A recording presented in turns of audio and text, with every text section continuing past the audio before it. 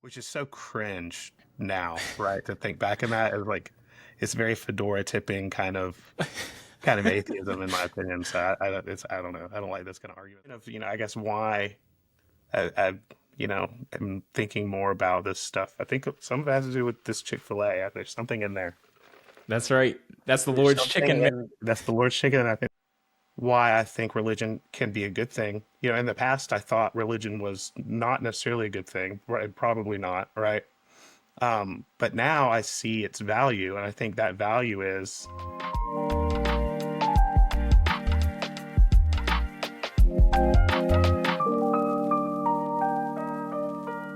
Hey, my name is Matt Poole, and this is Unapologetically Catholic, the show where I talk about the reasons why I am unapologetically Catholic, and I think you should be too. And this week, I have a guest, a very special guest, a first ever guest of the podcast. I have my friend Daniel Aldrich, and what makes him so unique and special? Daniel is the first person who's on the show who is actually not unapologetically Catholic. Is that right, Daniel? that's correct. That's correct. Yeah. So you you're an atheist, right? So I like to use that term a little bit more loosely these days. So Yeah. back in the day, I definitely was. I would call myself an atheist for sure. So my beliefs are there is no God, right? God doesn't exist, and even I wasn't full on this boat, but I'm anti-religion, right? Hmm. But Yeah. that was kind of the sentiment back then, right? That kind of new atheist movement. You had like your Richard Dawkins and these guys, and that was kind of the push. The push was not only are we atheists and there is no God, but also religion's bad, right? And Yeah. maybe even evil and detrimental to society. So these days, I don't really identify necessarily as an atheist. I would say I'm more like an agnostic that leans that God doesn't exist, right? Okay. So I can't be certain, and I don't claim anymore to be certain. Back in the day, I would say, yeah, absolutely, there isn't a God. There's not a God for sure. I know that for a fact. I mean, everything points in that direction. But these days, I really kind of want to move away from that word. I think that word has a lot of stigma, right, and a lot of Yeah. baggage that it carries with it. Does that make sense? Yeah. Yeah. Because well, I think we're relatively close in age. I'm 30. You're around there, right? 34. Yeah. 34. Okay. Yeah. So we were in. I can remember back in high school. If somebody said they were an atheist, it was like you were saying that new atheism, that kind of like caveman atheism, like God is doesn't exist. He's the what is it, the like purple flying spaghetti monster or something like Yeah, yeah, that. yeah, yeah. The flying spaghetti monster. I think that comes from Yeah, like a Christopher Hitchens thing, that's right. where he's basically like, there's just enough reason to believe in the flying spaghetti monster than there is to believe in the, biblical God, Yeah, uh, which is so cringe now, right? To think back on that as like, it's very fedora tipping kind of atheism in my opinion. So I don't know. I don't like this kind of arguments. Or the other one was like why shouldn't I believe that there's a teacup spinning around mm, uh, Jupiter, right? That yeah, was another common like little phrase that people would say. It's yeah. very cringy these days. I I remember that because I knew a few people, and I mean I was friends with a few people that back in high school who just had that same kind of view that you said you used to have, where it was like religion is bad and maybe even like or religion is pointless and maybe even evil. Uh-huh. Yeah, so I don't know, but that's interesting that you so you've kind of I didn't know, I knew you were atheist, but I didn't know that you were that way. But you've kind of like what I guess what's changed your mind? Well, honestly, hanging out with Anthony, one, I've been hanging out with Anthony a lot. He's just a Catholic friend of both of ours, right? Yeah, And we've just had long talks late at night, and it's really kind of moved the needle for me a little bit. And then not only that, but I think there's been some things in science too that kind of are difficult to explain, difficult to kind of wrap your head around. Things like quantum mechanics is very weird, right? mm, Which basically is, a something doesn't necessarily I'm probably butchering this, but something doesn't necessarily exist until it's observed, or at least the particles don't spin in a certain direction until it's observed, which basically people are saying are, can lead to, you know, the future being indeterminate, right? Which opens the case for free will. And then when you open that box for free will, now you have a more, perspective where there may be something else going on. Also, the kind of the argument for there must be a creator, right? That is all perfect. If there is something that is all perfect, conceives of something that is perfect, therefore, that thing must exist, and that must be the creator, which would be God, right? Yeah. So that argument, it's a cosmological argument, and it's very convincing to me. I just disagree when we start getting into the details, I think, right? The details being, what does that God look like? Let's for argument's sake, I still don't believe there's a God, at least in the general sense and the way we define it, right? But I think that's open for interpretation as far as something that is a creative force, right? So something like gravity, or like the nuclear forces or the electromagnetic force. These things kind of exist on their own. There's not something that is causal necessarily, right? For these fundamental forces of nature. They just existed at the moment the universe began, right? And so it's not a stretch for me to go one step further and say maybe there is a creative force, right, that propels the processes and the mechanics for things like something like evolution, right? Yeah. Because we still don't know, which is concerning. Like, what caused that spark? We cannot recreate life in a petri dish currently. Right. We don't know what that chemical mechanism was. This kicked everything off, right? So all of those little things kind of compounding on themselves, and then just kind of the undeniable knowing that spirituality is a thing that exists. And I think my life was pretty spiritually devoid. It still is to a certain degree. It's not the same kind of spirituality that, say, someone who is a religious person has. I do have spirituality, right, in different ways. But I think that, the main thing was kind of denying that and trying to figure out where that comes from, right? Yeah. What that means. So all of these things kind of compounded on themselves, and this really made me question things a little bit more than I had when I was younger. Yeah. And there's also a feedback loop to us in the metal hardcore scene as a kid, and there's a lot of music that was really anti-God, pro-atheist, right? And there was a lot of kind of satisfaction in that, listening to that music as a kid, say, yeah, they get it, right? Yeah. And that there's less of that kind of feedback in my, in my music sphere and in my culture, and more of my friends are Christian than atheists now, right? Wow. That's interesting. So Yeah. long-winded way to say, yeah, just a little bit of stuff over time, right? Yeah, no, I think that's how it works. And I think too, like, if for nothing else, I think it speaks to the fact that you're, because a lot of times you have people that will just get in a belief or like this idea or like an ideology or something, and you just like sit in it and you concrete yourself in it. You're like, absolutely not. I'm not thinking about anything else. I don't want to hear anything else. I mean, I can remember, so going back to high school again, I can remember having conversations with people of all kinds of, because I've always been that kind of person that just likes talking to people who think differently than me. Because I'm of the opinion that you think differently than me. You come from a different background. This person has a different set of religious beliefs, and all of those things can help. What would be the right way to say it? Like help shape me and my thoughts, because maybe this person over here, down the street has a completely different background than I do, and they're going to think about things completely different than me. But I can remember talking to people, and sometimes, and even now, like as a Catholic, because there's some of the infighting even within the Christian world of like Catholics and Protestants, and it's really hard sometimes to talk to people who just clearly don't want to listen. Like they're not interested in pursuing truth or finding out what's actually true, what's real, what's not real. They're more just like, nope, I already know. I'm already convinced. I don't need you.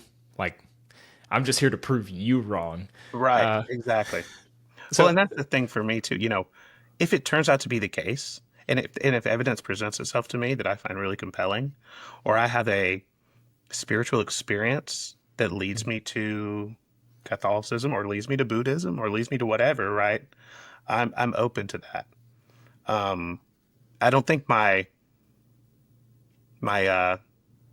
scientific the scientific aspect could ever be like washed away, right? It'd mm, have to be integrated with yeah, whatever new belief comes on top of that. But like you said, I'm totally open to these things. I think we, more so anything, the scientific stuff with quantum mechanics, it's just more so than what it is and how kind of weird it is. I think the real thing with the science right now is that it just lets me know that we don't know, yeah, right? It lets me know that no one understands this stuff. We think we know all of these things. We do all of these studies. We look at all of this evidence, and then 10 years down the road, something refutes all of it, or maybe not refutes all of it, but like at least stirs the pot to where what you thought was true may not be. yeah. You know? That's I know. My wife and I talked about this not long ago because like when COVID first came out and everything, and Uh-huh. we were hearing, oh, this if you mask and stay, what was it, 10 feet apart or something like that. Yeah, That's the safest thing. And then it turns out that like, oh, maybe that actually wasn't it. And then that caused us to have a conversation in that same kind of vein that like, man, even with like medicine, you don't know because back in I don't I'm gonna butcher the date, but a long time ago, like they were telling pregnant women, "Hey, you should be smoking because like it's for good for you to sure, for smoke sure. cigarettes." And now it's like, absolutely not. Like, if you live in a house with a smoker and you're a pregnant woman, you should probably get out of the house. Yeah. Um, Well, and and go ahead. Sorry. I was just gonna say it's absolutely the same with all of the sciences as well that what we know today and what we discover today may completely just obliterate what we thought we knew 10, 20, 30, 40, 50 years ago. Uh-huh. And I think something's coming with that too. You know, you brought up a good point, which is the COVID stuff, uh, and all of the different all of the media stuff that's been happening. We're living in this kind of post-truth world where no one, when I was growing up, what your doctor said was fact, right? That was law. If your doctor said you need these vaccines, if your doctor says you need this, you need that, then that's the law. That's what it is. Right now, I think whether for good or for bad, um, that's been shaken up. And I think a lot of people, um, I'm not I'm not necessarily one of them on everything, but on some things for sure, it's kind of like, what is the truth? There's so many different incentives that different people have, whether it be money incentive, someone's sponsoring this, someone's getting ad revenue from this, someone's getting uh, working out a deal, someone's getting paid on the back end. Like, all of these different things have been coming to light more and more, and it's hard to know what someone's true intentions are, and if that what that person is telling you, what that expert is telling you, is actually expertise, or if it's motivated by something else, right? Yeah. Yeah. Which ironically is like a problem I had with the church when I was younger, right? Really? Yeah, yeah. I mean, there was a whole dog and pony show around, at least for my church. So I guess I'll give you a little background. I grew Yeah. up Pentecostal, so tongue speaking, translations of tongues, right? The gifts of the Spirit. And I was deeply involved in it until I was about 13, and I started, listening to different stuff, and had some friends who weren't that, and kind of changed my perspective. But every time when tithes would come around, there was this dog and pony show. They would set the music just right. The pastor would read a verse from the Bible, letting you know that this is your duty. And then the offering plate. At my church, we didn't do an offering plate, so you had to walk up and put the money at the front in a bag. Oh So man. then there's also on top of that, there's that embarrassment. And I grew up pretty poor. Uh, but we always pay tithes, and one reason I think is because of that embarrassment. If you're still sitting, right, your Yeah. neighbor on the left, your neighbor on the right, is going to see that you're still sitting, so you're being disobedient, right? And so all of that kind of stuff, little by little, I think definitely had some impact on me and my belief system for sure. Seeing all of that, but so I had never experienced an intellectual Christian tradition like Catholicism before Hmm. until hanging out with Anthony. I didn't even know a Catholic. Um, and it was refreshing to see, right? Because I think that the Protestant stuff was emotionally choreographed, if that makes sense. Yeah. So the whole purpose, they set it up in a way. So I mean, you would start with your upbeat music, get everybody happy, get them in good spirits, and then slowly you would transition to the praise and worship and move these people on this kind of emotional roller coaster. And then as the pastor's preaching, the piano would play. As he's praying, the piano would go, right? And then in my church, if the spirit was really moving, people start speaking in tongues. Hmm. And then as someone was speaking in tongues, there's another person in the audience that would then translate those tongues out loud to the congregation. And Wow. as a kid, I'm sitting here like, why is no one writing this down? This is the word of God, right? And everybody's Yeah. sitting there just kind of blank, or they're praising, right, and worshiping. Uh, but no one was writing it down. No one batted an eye. I always found that so confusing. I was like, if this is actually the word of God being spoken through a person, you know, through the translation of tongues as a gift of the Spirit, shouldn't we be taking this stuff seriously and writing it down? Yeah. You know, Yeah. so That's I don't know. that's It's always interesting. interesting. I didn't know. So I didn't know you grew up Pentecostal. Yeah, man. I knew you were like some kind of Protestant Christian denomination, but I didn't know you were Pentecostal. That reminds me of So I grew up Southern Baptist, and the church has kind of changed over the years. But when I was very young, it was like very much the same way. They would do I don't know if they did this in your church, but they would like play the slow music and after the sermon, and it would be like, everybody close your eyes and bow your head.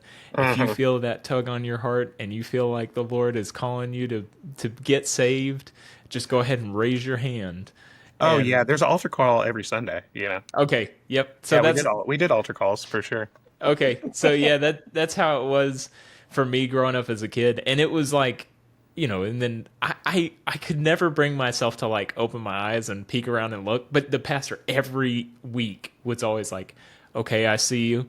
Okay, yep, I see that hand over there. And I was like, is there that many people in here like actually raising their hands, or is he just trying to like stir up?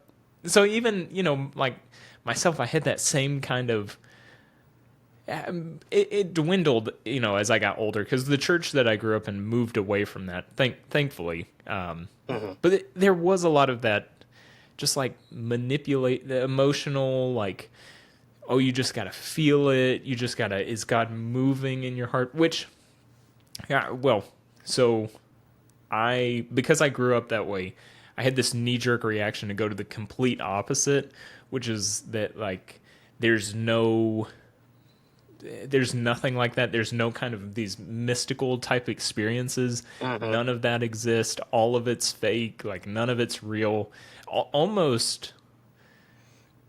I never was quite an atheist, but I was maybe like in my thinking I was like Right. I When you would grew up, admit, you eventually became a Calvinist, right? Before you went to Catholicism. yeah, I yep. mean, that's a rock's throw away from atheism right there.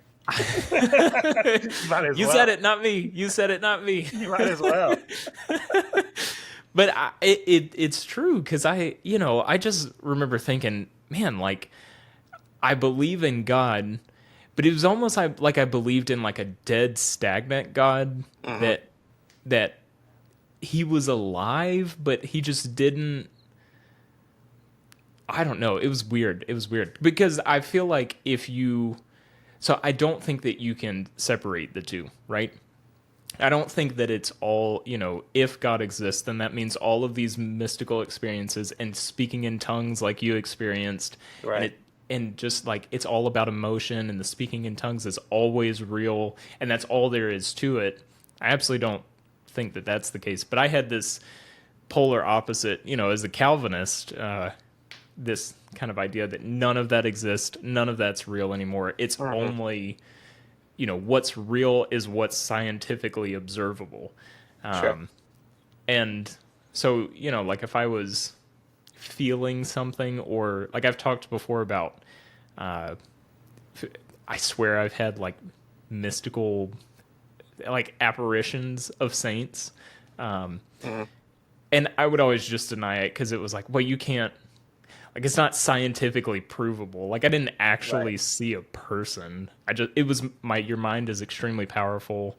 Uh, but as I've, especially coming into the Catholic faith, that's one thing that I really like, that it blends both in a really healthy way. I feel like there's that extreme intellect, like the Big Bang Theory was put forth by a Catholic priest. I can't remember his name.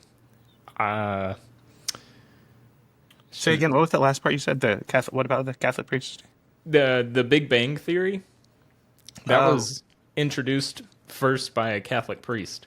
I can't remember his name, I'm not sure. but there's been a number of like scientific advancements through religion and Oh yeah, uh, The Catholic Church had like the best astronomy department in the world up until maybe like the 17th century or something, 18th century, something like that.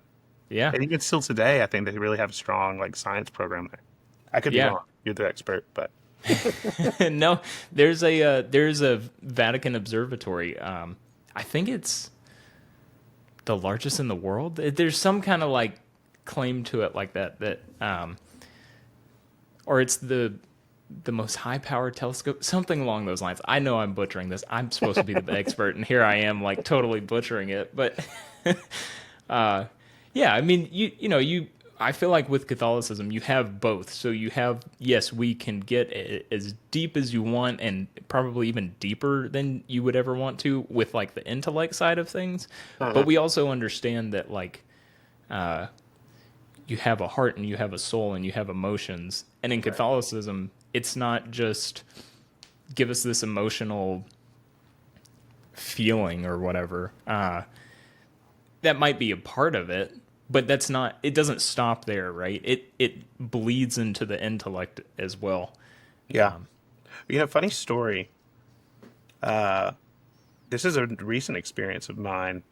I went to Savannah, Georgia, and Okay. I actually visited the John Baptiste Cathedral. Is that what it's called? Oh. Yeah, Saint John, it's Saint John it's a cathedral. Basilica or But something like that's that. it. Yep, or Basilica Cathedral. So One. It's yeah, both. yes. And I'm not gonna lie to you, it was pretty powerful. I could feel like I felt it was a heavy weight in there, uh, in a good way, you know. Yeah. So I was kind of pleasantly surprised by that. Um, but I also think that our emotions and our feelings are tied to our settings and our scenes and the things around us. I think it influences us. So one thing that really, I guess, turned me, or not turned me atheist, but was another kind of piece there was, I would feel going to Disney World or hearing a really great song, God, right, Yep. in those things that were secular things, but that same kind of feeling existed there, right? They could not be talking about God at all, but it was just kind of this feeling of something greater than me or something that's really touching me or moving me, something that I find beautiful, right? Yeah. But it was the same kind of feeling that I got in those church environments too. And so that's when I was kind of like, well, maybe this feeling isn't necessarily God, right? Maybe this is um, something else that's just triggering these kind of emotions for me. Which is why I like that you say, you moved away from that into the intellectual side as well, right? Mhm. But I think you can't unmarry those two things, right? I think like you said, it's a little bit of both, and you say the Catholic Church offers that, right? Which I think is a good thing. I think you need both because the Protestants, especially Pentecostal, that was all emotion, right? Yeah. Uh, Not to diss or crap on the Pentecostal church, but it was just a very emotion based, denomination for sure. No one will deny that. Yeah. Yeah, absolutely. So I was, well, two things. Hold on. I'm getting all excited. Let me back up. I went to the Basilica Cathedral down in Savannah a few months back. I happened to be in the area, and I was like, if I'm gonna be here, I've got to stop because I've heard from Anthony how beautiful it is.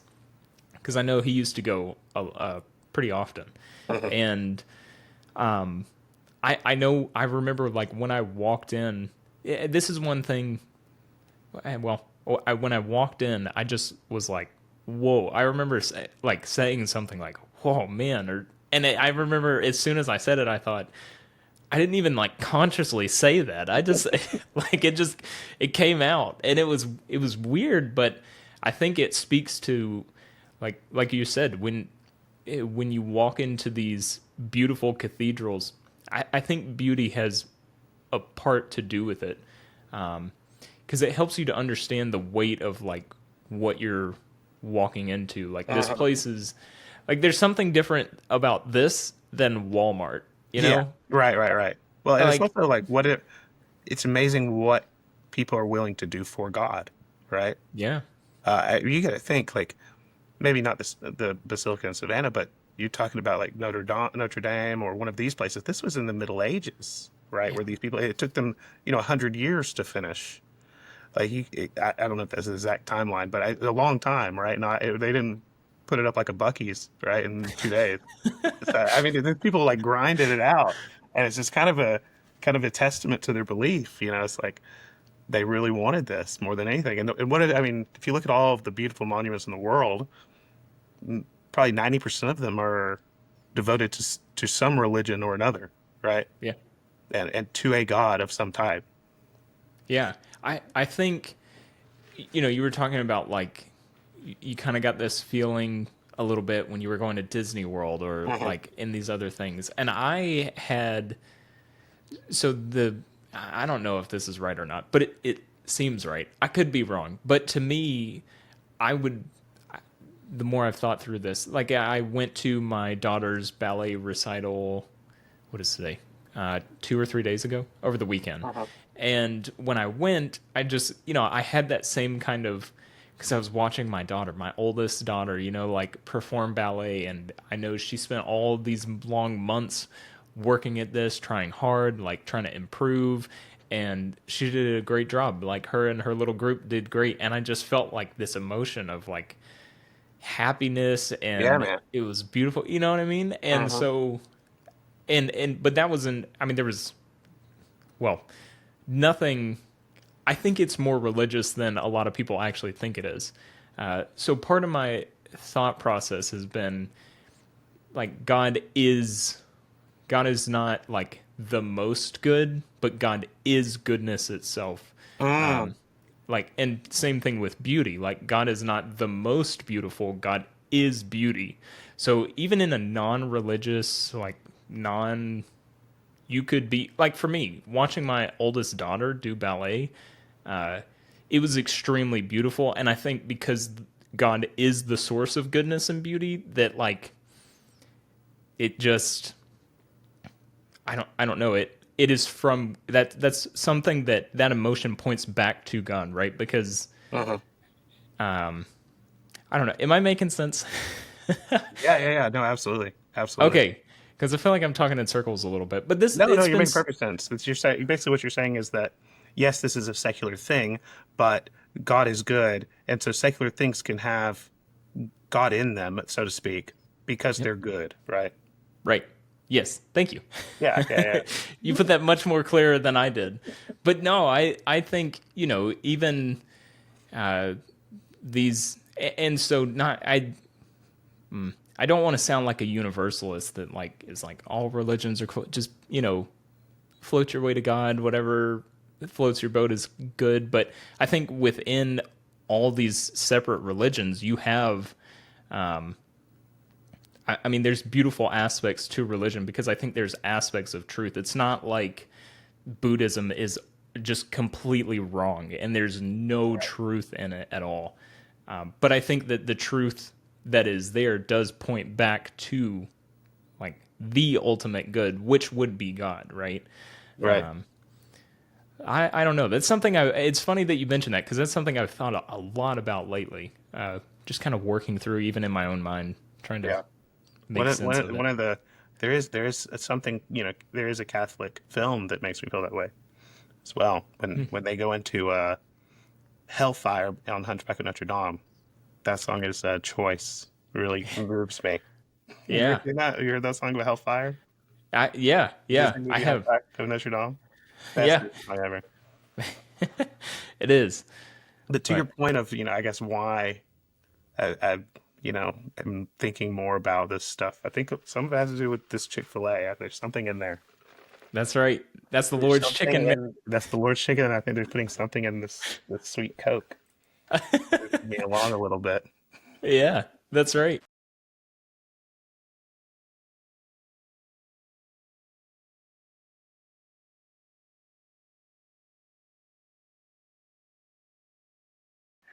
And we're We're back. back. Drop your drop the places you feel God in secular spaces in the comments. Yeah, That that's would, right. that would be a cool thing to see. Ooh, I'd like to see that. Like, that would where does be. everybody feel God that's not at church, right? Like in Yeah, a secular place or secular thing, something like that. yeah. Like a song or a movie. That's really interesting because I think that well, like like we were talking about, like I think that all of these secular, totally non-religious in any kind of way, um, things, if they're beautiful, they can help point you to God. Uh, yeah, so that'd be really interesting. I know I feel it a lot, especially as a parent. I feel it a lot with my kids. Yeah. And but I don't know. I think there's something to that as well. So, uh, within the, like within the Catholic Church, I don't know how much you know and don't know. So if you already know this, forgive me. But, uh, there's the teaching about contraception, that like there's no contraception, within the church. And originally, like, I really didn't like that teaching. And actually, to be completely honest, like, even as of now, I'm not a huge fan of it. But We know. there, We know. All the kids, man. yeah, that's right. But it's kind of, so to me, it's kind of one of those things where it's like, so growing up, I had a really good family. I had really good parents. Both my parents are still alive. They're both really good. And they would set rules in place that me as a kid, I may not necessarily understand, and I may be like, oh, that rule sucks. But like I know and I trust that my parents have a good reason for putting that rule in place. So like I'm gonna follow it. And it's the same kind of thing with the teachings on contraception. But things that I've one of the reasons why I think this happens a lot, mostly with my kids, is um, that the love between a husband and a wife produces children, like the relationship between, like talking about the Trinity, the relationship between the Father and the Son produces the Holy Spirit. um, and so having that total self-giving, self-sacrificing love for another person is going to produce something new. Uh-huh. um, and so I think that a lot of times is why it happens with my kids, because it's like you're mimicking what the Trinity is doing right now. Um, it's Sure. so again, it's just I don't know. It's one of those things where because God is beauty itself and God is goodness, then these things that are beautiful and good, whether they be intentionally religious things or not, like they are still religious, and they point to a creator, or to an ultimate beauty and an ultimate good, which is God. Right. So. Then why do I get that spiritual thing when I listen to Lip Biscuit? Now that's a good question. I don't know. Just kidding. Oh gosh, no, that's good. It's funny. You're talking about like your parents setting these rules, right? And you're not really sure why you're following them, but you trust your parents, right? I was listening to some podcasts here recently on kind of the origins of religion and where they come from. And one of the kind of predominant theories right now is that essentially they can trace this back to the first religion, or one of the first religions back to the Egyptians, right?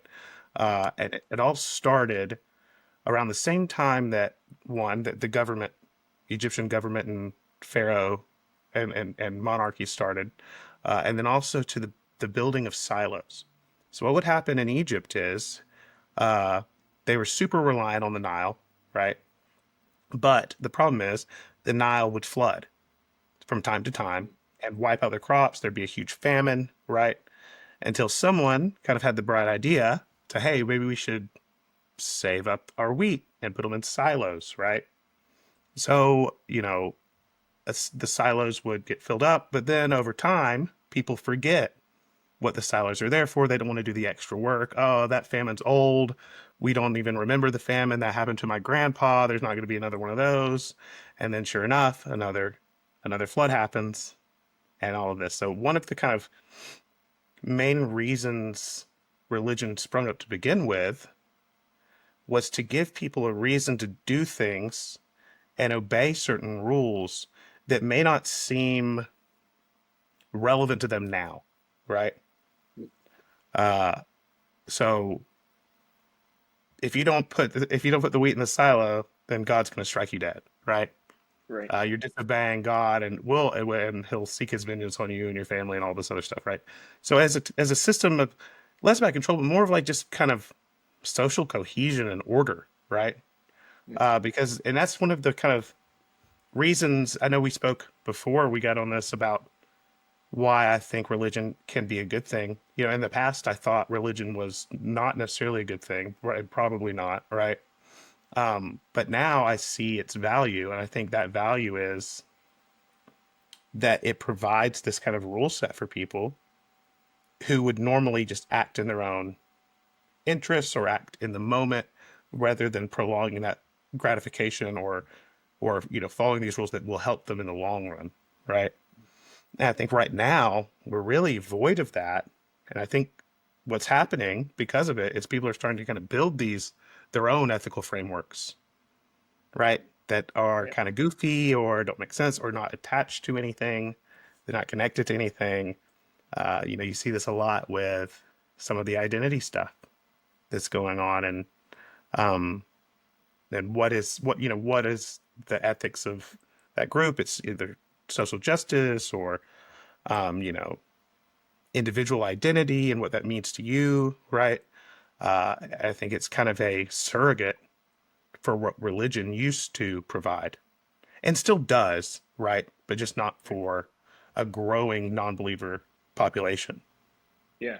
There's a lot So, of people who are, it's like people are moving away, trying to move away from religion, but uh while still holding on to like all of the basics. yeah, Like you were saying, the rules and the structures and like um, the way you play the game of life, right? It's almost like everyone innately knows there has to be rules and structure to it, uh but they go, well, I don't like these rules and structure, so I'm going to decide that these rules over here are the ones that we should abide by. Uh, and I think you kind of see it devolve. Um, yeah, all all of well, some of it much quicker than others, but I think every kind of rule or standard or uh, like moral good or evil, it's got to be rooted in something. Um, because if it's not, then it's you can't, like you were saying, it has to be rooted in something. So now I obviously would say, well, it's rooted in God, and then I uh would go back to, well, because God is good, like God is goodness itself, God is justice itself. All of these good and just and moral rules and laws that the Catholic Church has, all of those are flow from God. And because he is the ultimate, like he is these things, that is why uh, these rules, they may not seem great. And we may not, like I was saying, I don't, there's some of them that I'm not a huge fan of, but I know because of the sources they come from, like, okay, well, that, like, I am not goodness itself. so duh, I'm not going to think that some of these rules are good, you Mhm. know? Like, of Yeah, course, I'm true. not going to agree with everything. Um, Right. but I know the source, and I like I trust the source that they come from. You Right. know? And well, and just like the Egyptian silos that I spoke about before, right? You may not know or be aware of what not having this rule could cause from a societal standpoint over the long term, right? Yeah. So I mean, you like what is not you talked about the birth control thing that Catholics do, right? What Hmm. is not taking that rule seriously and saying, well, let's just do contraception. There's nothing wrong with that, right? Well, then that rule starts to get looser and looser and looser over time to where things like abortion are exacerbated or infanticide is exacerbated or something like this. We don't know the future. I mean, obviously this is like an extreme example, but we don't know what by by taking out these little things that we do, what big stone that could roll into down the road, right? Yeah. Uh, so I think both of those kind of examples are even tied back to one another, I would say. Yeah. Yeah. And that's interesting. I mean, it's interesting that I think to hear from your perspective that uh, yeah, like religion is a good thing for society. Mhm. Now, so I guess okay, my question for you would be if what's how do I want to ask this? Like if religion is good for society, would you maybe err on the side of saying it's not necessarily um, real, maybe, but the like the things that flow from it are a good side effect of it, whether it's actually real or not. Right. I think it depends. I think there's two sides to the coin, right? We obviously don't want a theocracy. At least I don't, right? Some may, right? But Yeah. I don't. I think we've seen in certain examples what that can lead to, um, because people are corruptible by nature, right? People are power driven by nature for the most part, and that kind of concentration of power is never really a good thing, in my opinion. So that's the one side. But the other side is no religion. I mean, I think for sure. I don't think all people need religion, but I think there's a large group of people that need religion, especially coming out of a religion.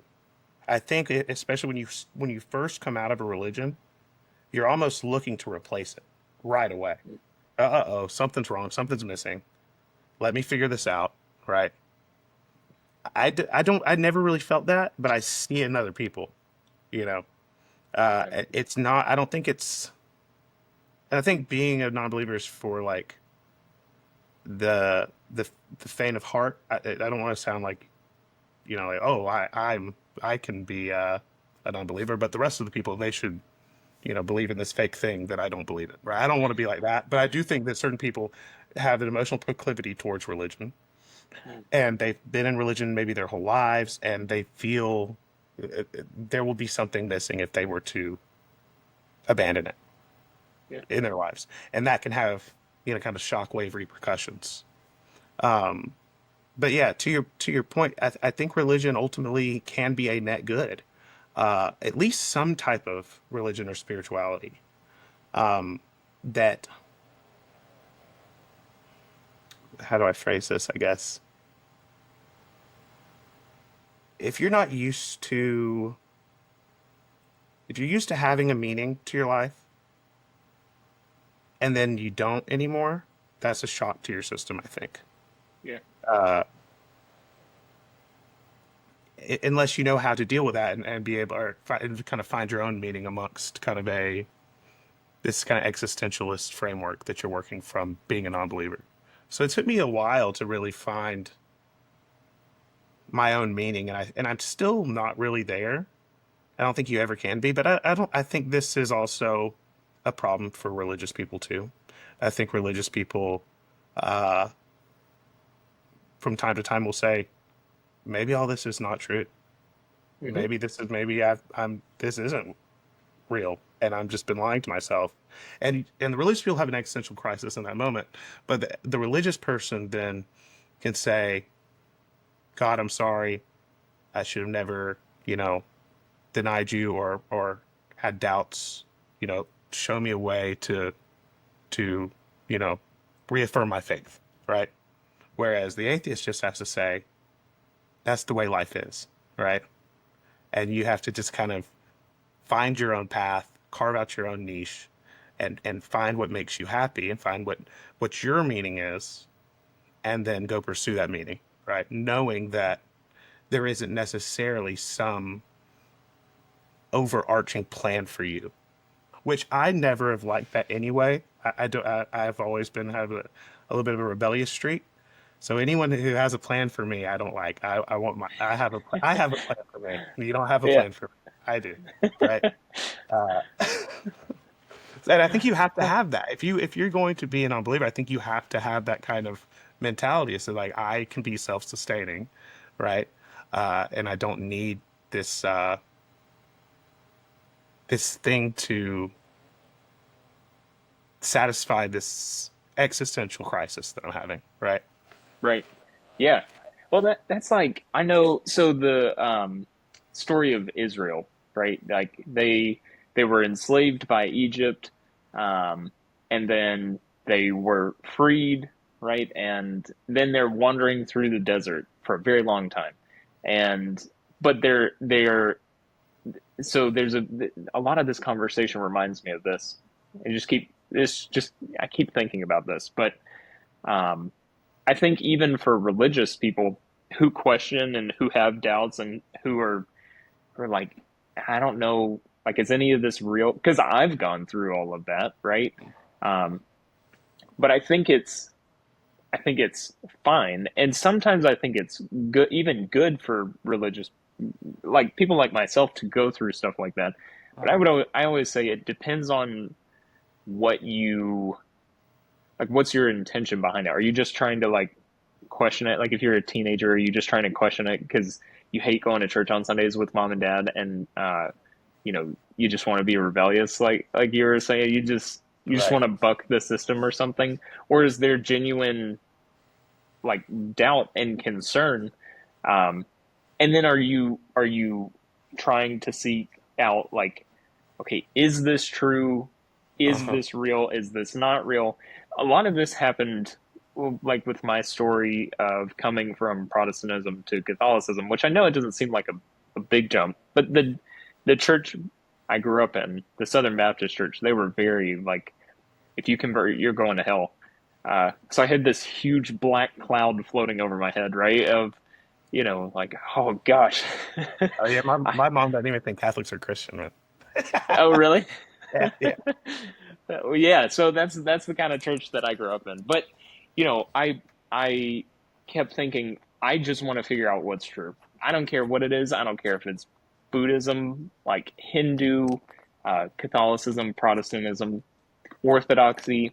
I do not care. I know truth exists, and that's what that's Uh-huh. what I want to be a part of, whatever that is.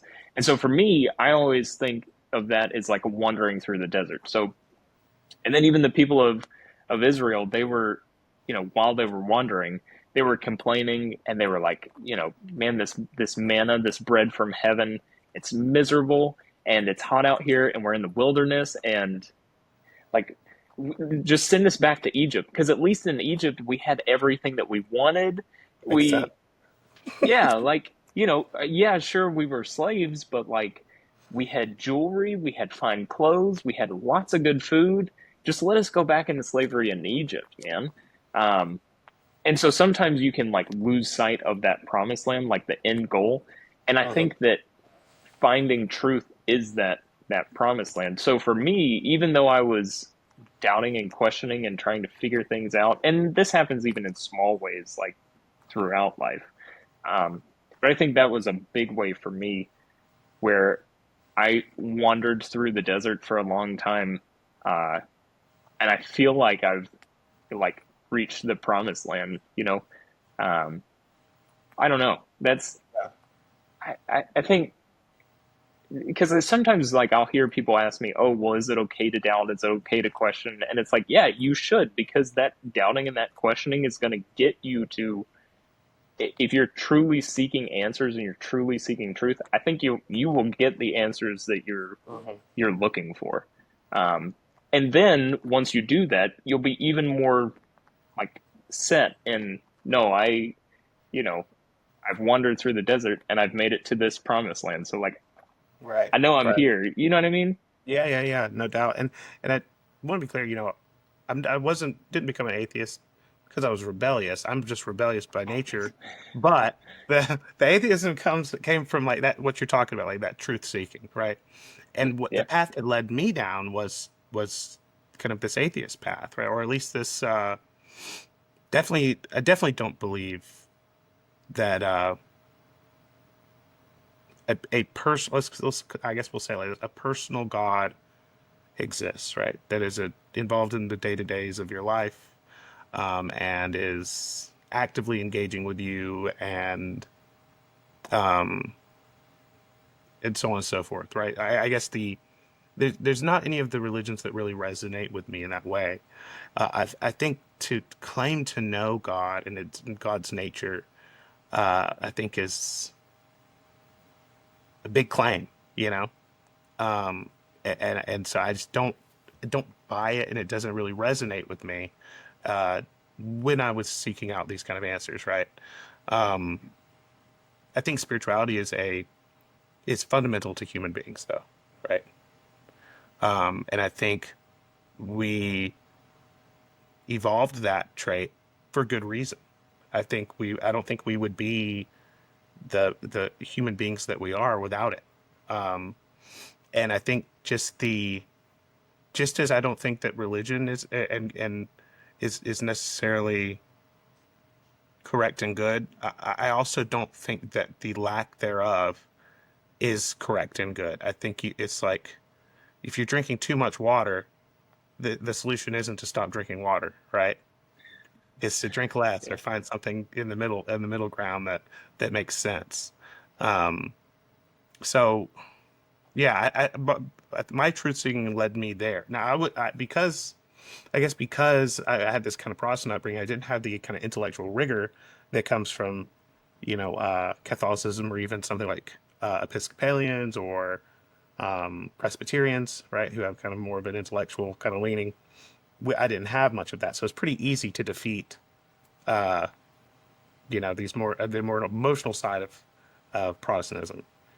So it's been very interesting learning more about Catholicism and these places and what they're reasoning and logic for. There's certain pieces that lose me still, um, but ultimately, I think that I think you can't just rip a band-aid off like that and not expect a wound to fester, right? Yeah.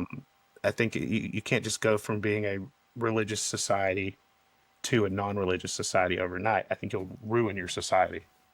Um, so I mean, I think the founders of the United States had it correct. The freedom of religion, let people believe what they want to believe, right? And I think ultimately that will put these concepts out into the competitive world of ideas, and then they'll hash each other out, and kind of the most rational or the one, not even the most rational, but the one that just resonates with being a human being will kind of grow, and the others will tone down. But I don't think we're necessarily seeing that. I think we're seeing people frantically trying to replace something that they've lost, and they don't care what it is they're replacing it with, or even doing any kind of rigor or thinking about it. And that's one of the great things about, I think, Catholicism is they have this long history of and this rigor behind what they're saying, that arguably hasn't changed, you know, hasn't changed. Well, but for the most part, has been fairly Yeah. consistent, right? Yeah. There's some things that for sure have changed. Hmm. Absolutely. But not not everything. Right. So, well, this is a sidetrack. There's big T tradition and small T tradition. I, Hmm. so there's things like priests being married or not that has and can change over time. Um, but then there's other things like I don't know the teachings on marriage between one man and one woman, like that's been what it is for 2,000 plus Mhm. 2000-ish years, you know? Do you see that changing in the future No, with the Catholic Church? no. It's not possible. So that's one of the things that, by definition, because the Catholic Church has said marriage is one man, one woman for life. Um, like you would you would have to change. You would have to come up with something else. Like you couldn't call it marriage, right? Mhm. So the analogy that I think of is like, yeah, if you have a car, right? Uh, and I look at a car and I say, well, a car has four wheel, or well, yeah, just say four wheels. Mhm. You know, like everything that a car has, it has a body, it has an engine, a transmission, Mhm. and like that's a car. Well, if you bring in an airplane and say, well, yeah, but I want to call this airplane a car. It's like, no, well, you can't, you would have to change the definition of what a car is to be able Right. to include an airplane as well. Um, and you like, you can't go around changing definitions. Right. Um, so I But mean you can that's find a loophole. Maybe you can yeah. change definitions, but we can move things around a little bit. Yeah, that should not be done. It's not supposed to be that way, but it's not perfect. That's for sure. Right. Right. I, you know, you mentioned something that made me think of Jordan Peterson. I don't know what you think of Jordan Peterson, but he one time I don't remember what this was in. He was doing like an interview or something, and somebody asked him if he believed in God, and basically he was saying, how could anyone actually live like they believe in God? Um, and I don't remember exactly what it is that you said, but something that you said reminded me of that. Uh, Yeah. but I would say, like, yeah, but that's the point, right? Is that you can't. It's not possible. But what you are called to do is you're called to strive to that, towards that goal, Mhm. right? Um, because so almost like it's impossible for you to live perfect, because if you do believe in like goodness, justice, mercy, like all of these different attributes. I'm sure there's a better word for it, but if you recognize all these attributes and say, okay, if goodness exists, then there has to be like goodness itself. If I can recognize goodness in different areas here in the world, then like goodness itself has to exist. Same thing with beauty and like grace and justice, right? Um, then how in the world can you say you believe in all that stuff but not be good, like completely good yourself, and not be completely beautiful yourself? Mhm. Because it almost seems like you're living in a contradiction. And to me, it's like, yeah, but that is that. Well, like I said, that's the purpose of the faith, is to recognize you can't do it. Like you Mhm. don't got it, you know? We all fall short of the glory of God, as they say. Right. Right, yeah, and that's the whole purpose. Is no, it's literally impossible for you to make it on your own. But that's like, and that's where Jesus comes in, right? And God knows that, uh, and so that's why we have the sacrifice that we have once, and that's why in Catholicism I really like that worship is not just like raising your hands and praying and singing music and singing songs and doing dance. Now, all of that can be a part of worship, but worship itself requires sacrifice. And so, you know, like the teaching is on the Eucharist, that the Eucharist is the body, blood, soul, and divinity of Jesus. It's that one time sacrifice being represented to the Father on our behalf. It's, it makes it more of a reality that, like, no, this is not a I can't do it on my own. So like I need that sacrifice on my behalf because of the fact that I can't make it, right? And Mhm. that's not to say that we just sit back and go, well, can't do anything about it, so guess I'm just going to keep enjoying life, you know, doing my thing and whatever. I mean, you have to strive towards it, Right. um, but yeah, I don't know. That was one thing that like, especially for me coming out of Calvinism, that I really thought, okay, everybody keeps saying once you're saved, you're always saved. But I sure don't like live like I'm a saved person a lot of the time. And I was a halfway decent kid, you know? Like for me, I was more like scared to do bad things than just not wanting to do bad things. Mhm. Uh, so even for me, I remember thinking, man, I like it's nearly impossible for me to live like I actually believe in God. But I say that I have, and then I say that that one thing that I did is like got me covered for the rest of life, and I just don't know. I was There always seemed to be, jealous. I was always jealous of the Southern Baptists and the Calvinists for yeah, that because as a Pentecostal, every time I sinned, I had to ask forgiveness, right? So I was like, dang, these guys got it good. They put their one ticket in and they're set. And here I am, like, oh, did I lie today? Did I lie today? And I forget to ask forgiveness for that. You know what I mean? Whereas yeah, the Southern Baptists, they could just coast. It was good. yeah. Good You life. just put it on autopilot. Yeah, yeah. Salvation on autopilot, man. That's it. Yeah, no, but you know, I don't know. There's such a uh, I mean, I like sometimes I think my intros in the name unapologetically Catholic is like a little either hokey or maybe a little like cocky even, you know. Mhm. Um, but it really is true because I, to me, I just see the beauty of Catholicism of like all of its, like you were saying, it's the rich history, the Mhm. teachings of the church, and then all the sacraments too. Yeah. I don't know. If I were to be a religion, it would probably be Judaism, for sure. I mean, Really? it's undeniable. It's just all the coolest people are Jews, right? All the smart. I mean, there's so many smart Jewish people out there, so many great Jewish people out there. So I mean, I got to go in with the Jews. But second would be Catholicism, I think. I mean, Yeah. number two. Sorry, Yeah. but No, that's okay. I'm Buddhism's honored to be kind of on the cool too, but list. I can't. I'm not. I don't have the devotion like those monks do. Super Yeah, devoted. yeah. It'd be a lot of meditating. I couldn't do it.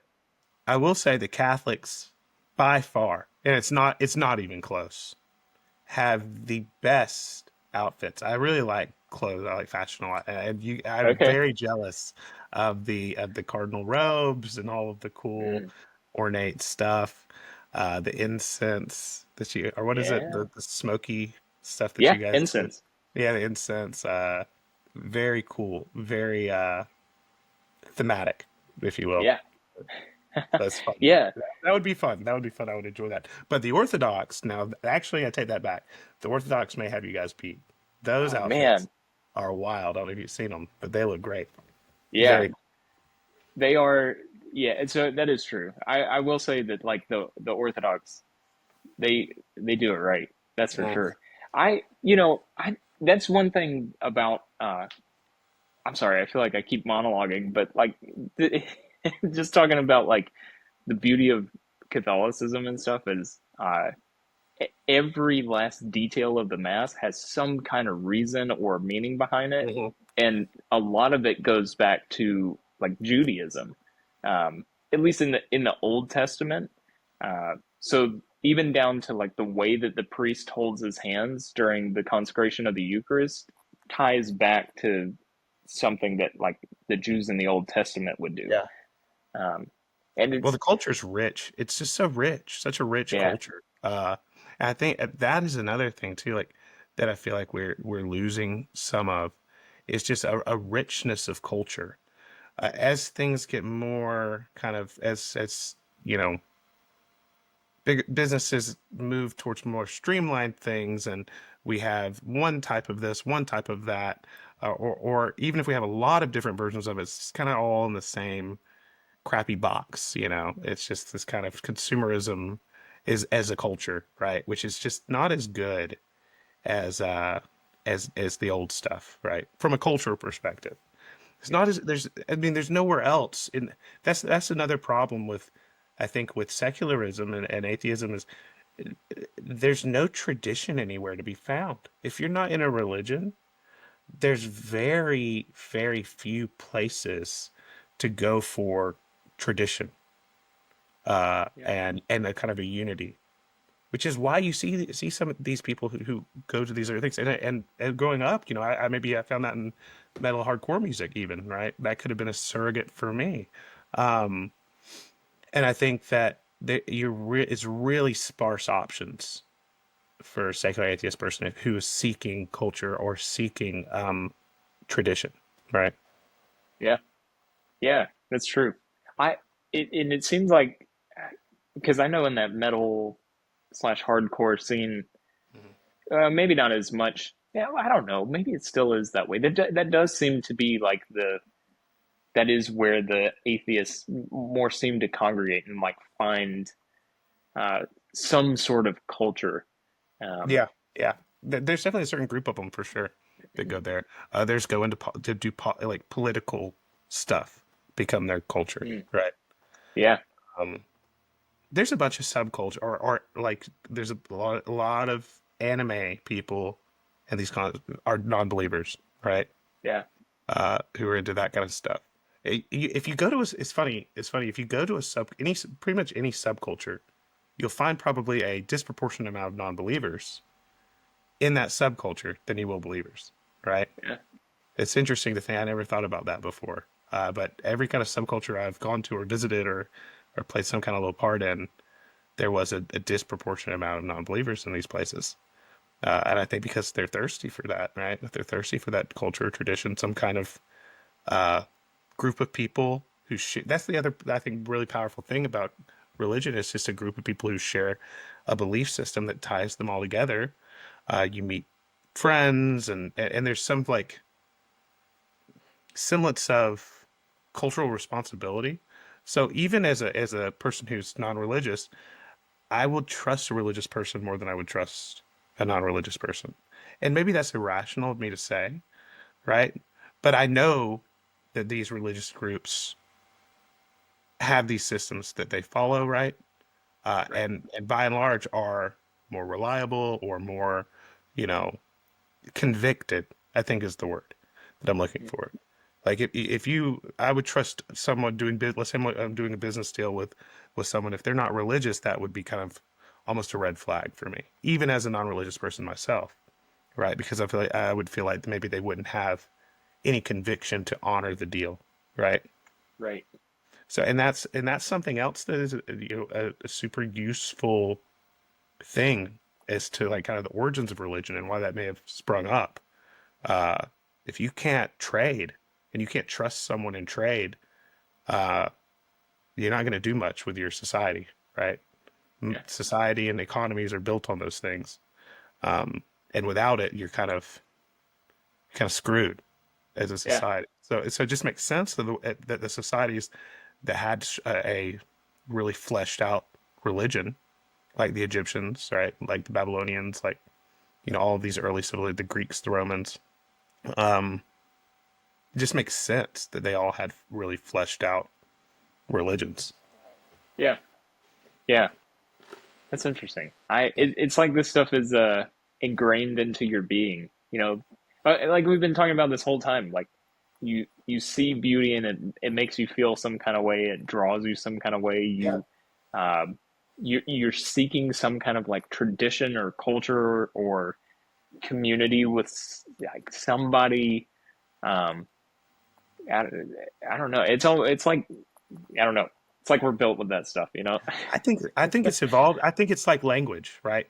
So, for Yeah. instance, language now is being seen as more of an evolutionary trait that you're born with the propensity to speak a language, right?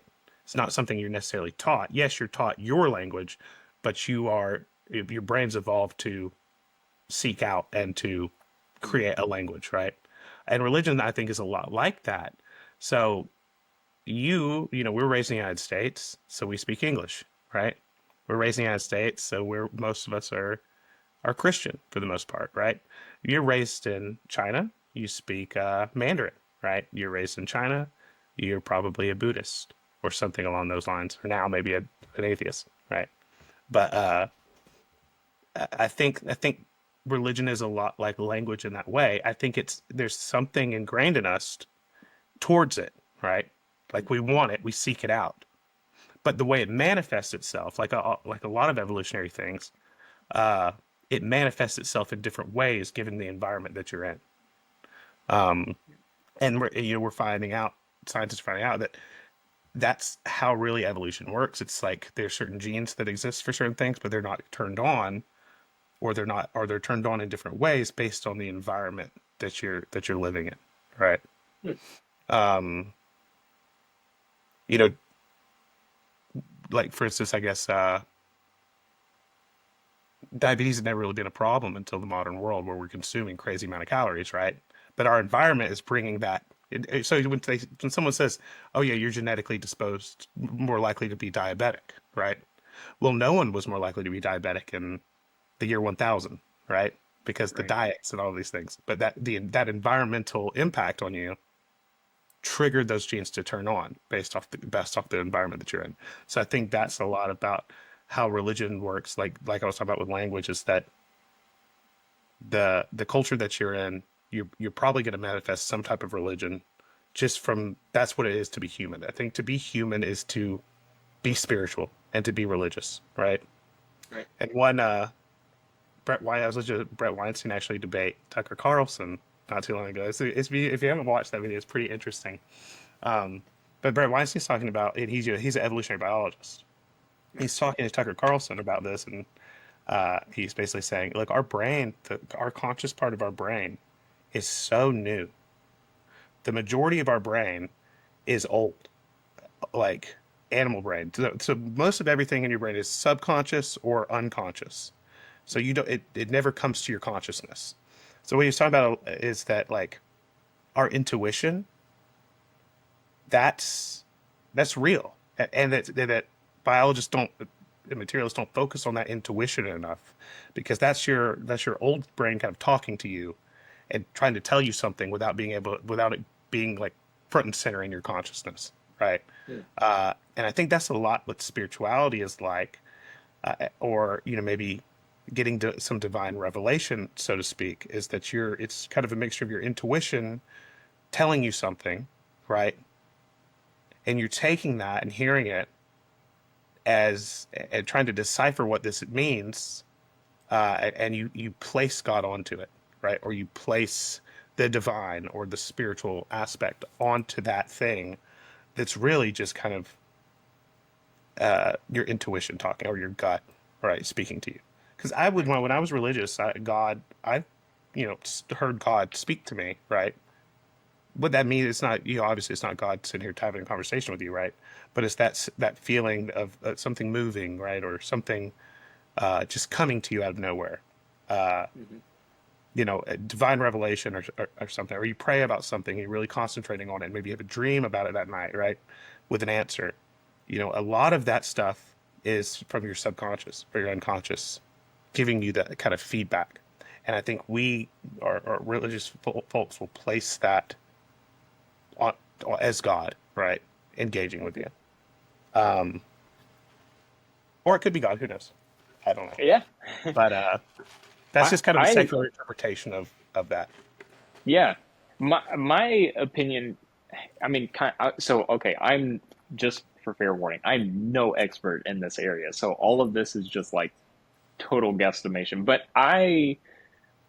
because this has been another thing I've thought about, I think there's a way to blend the two that I think is most accurate. Like I feel like science and religion go hand in hand. So I think that God can work through that. This is your old part of your brain. This is like Mhm. the part of your brain that never sees your subconscious part of your brain, right? Right. Uh, and so, not that it's necessarily either or. Like it's either you're just because it like evolution of your brain, these things happen to crop up, and it's not completely disregard all of that. It's God speaking to you, right? It's Yeah. hearing magical voices. I I think that it could be a blend of the two. That Sure.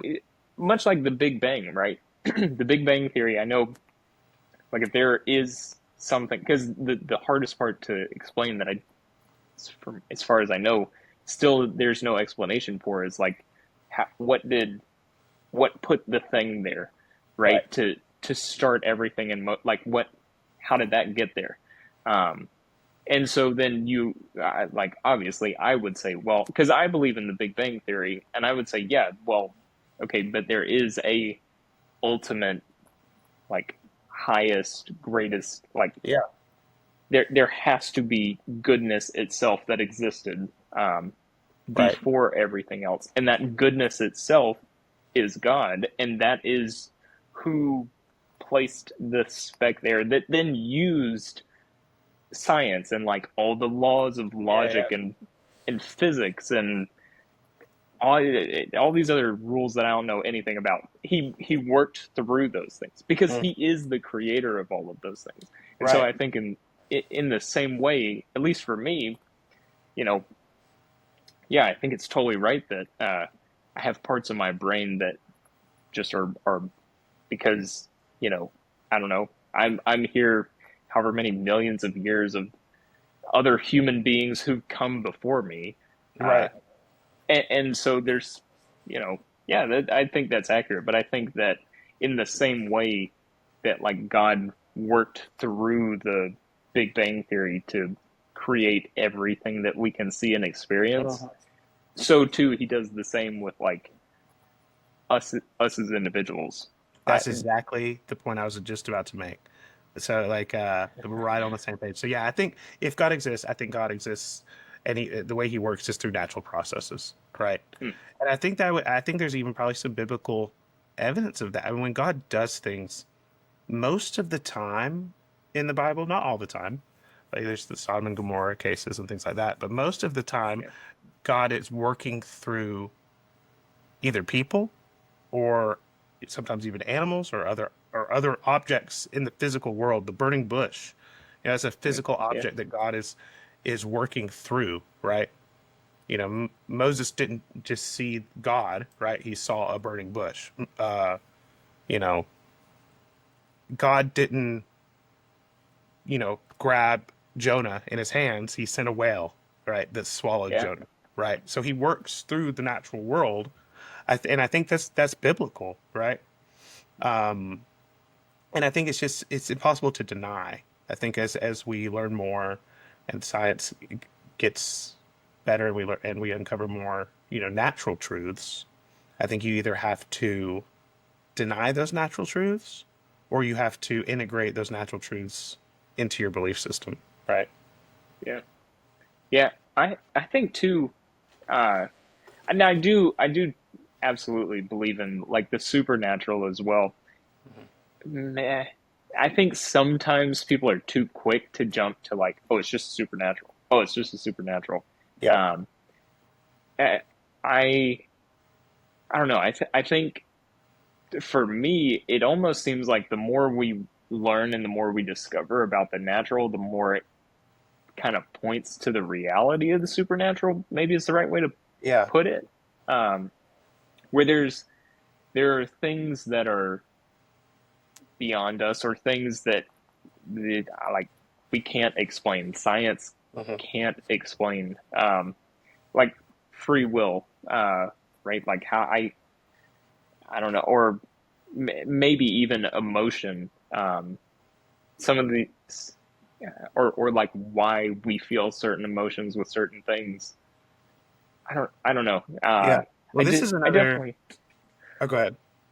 I just was gonna say I don't I as I was talking I kind of thought, hey, I don't want it to sound like I'm like everything is just natural and there is no supernatural, but I Right. do think I would say that God probably works more through the natural than just like I Yeah. feel like sometimes there can be more of a quick just supernatural, and it may or may not necessarily be. Right. Right. Absolutely. And going back to this Bill Brett Weinstein podcast, he actually speaks about this a little bit, and what he calls it is like the meta natural. So, for instance, like you could watch a basketball game, right? And if you wanted to, you could put everything in that basketball game and break it down into its atoms and protons and neutrons and electrons, right? But there's something else there that exists that's not in reality, which is the actual basketball game that's taking place. It's a network of symbols, right? Mm. But we all Yep. know what the basketball game is.